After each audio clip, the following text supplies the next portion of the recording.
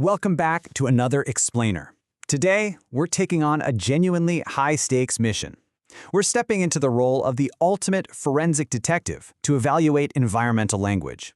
We're going to see exactly how evaluating organizational documents for strict alignment with ISO 14001-2026 Clause 3.1 definitions is absolutely crucial. It is the secret to uncovering massive, hidden compliance risks. So, I want you to start by asking yourself this critical question. What actually happens when an organization speaks the wrong environmental language? You know, in everyday life, a wrong word is just a typo, right? No big deal. But in an environmental management system, or EMS, imprecise language isn't just a typo, it's a systemic failure. It literally means your controls are broken from the inside out.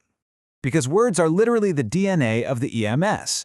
As this quote hits the nail on the head, terminology is not merely linguistic, but the structural foundation of environmental compliance and governance. Behind the vocabulary choices in an organization's documents lies either the structural strength of their environmental governance or, well, gaping compliance exposure just waiting to be uncovered by a sharp auditor like you. Okay, here's our game plan for today. We'll quickly cover the power of precise words, Clause 3.1 alignment basics, how to audit organizational documentation, leadership and scope pitfalls, hidden compliance risks, and finally, we'll open up the auditor's toolkit. Put on your detective hat and let's get to work. Right into Section 1, the power of precise words, and how avoiding systemic failure begins here. Let's look at a really fundamental example. ISO 14001-2026 defines organization not just as a legal entity, but as a structured system of roles and boundaries responsible for environmental impacts. Boundaries define control. If an organization defines itself arbitrarily, say they just count the corporate office and completely ignore the manufacturing plant, well, their environmental responsibilities simply vanish from the paperwork. And that is a massive red flag. Moving right along to Section 2, Clause 3.1 Alignment Basics. This is all about establishing the baselines you need as an auditor. A really crucial definition here is environmental aspect. The standard defines this as the element of activities, products, or services that interacts with the environment. Consider a chemical manufacturing case study. If a company documents their aspect simply as hazardous chemical, they're completely wrong. Actually, scratch that, it's worse than wrong.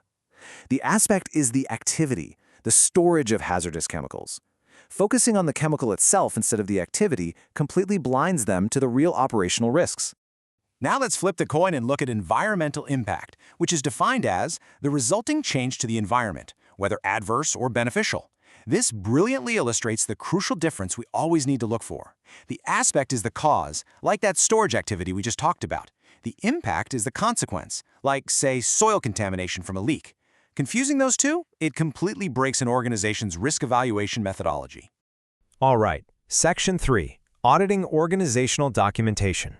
This is where we move from theory into reality. When you're mapping this out, you have to audit through the hierarchy of documents. Think of it like a waterfall. We start at the top with strategic policies, move down to operational instructions, and finally hit the digital records. A terminology error way up at the top, like misdefining environmental performance in a high-level policy, cascades all the way down. What you end up with is entirely unreliable digital evidence and monitoring records at the very bottom. Which leads us perfectly into Section 4, Leadership and Scope Pitfalls. This is where we ask the big question. Who is actually in charge? Now, what's really interesting about this is the distinction between accountability and delegation. Often, documents will claim that environmental responsibility is delegated to the environmental department.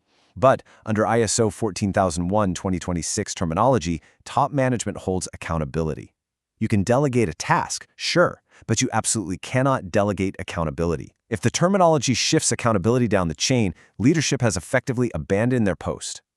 We see similar failures with the word scope.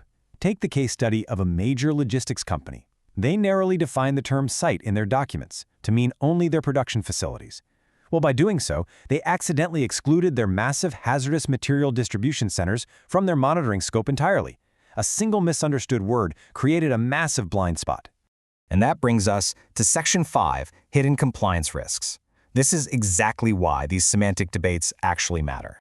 Let's act as detectives, mapping these terminology clues to actual compliance crimes. If a company misunderstands the term interested party, they overlook critical community expectations. If they misunderstand compliance obligation to mean only strict legal statutes, they completely miss their own voluntary sustainability commitments. Ignoring a voluntary charter just because of a definition error? That is a straight path to a major nonconformance. Here is an incredibly common trap: confusing hazard with environmental aspect. Companies love to borrow safety terms from occupational health frameworks. But listen, a hazard is a potential source of harm to a person. An aspect is an interaction with the environment. Treating an aspect like a hazard creates this false illusion of control, while completely distorting the reality of their environmental evaluation. So let's summarize the severe ripple effects of all this imprecise language. It leads to fragmented operational controls, totally unreliable audit evidence, unmanaged outsourced processes, usually because no one even defined what outsourced meant in the first place, and ultimately, severe legal exposure. The entire system is basically built on a foundation of sand. So, how do we fix this? Let's jump to our final section, the auditor's toolkit, and how we actually hunt for these discrepancies. Here is your action plan for the Forensicon. Step 1, review the foundational policies to see if they actually align with the standards language. Step 2, interview personnel.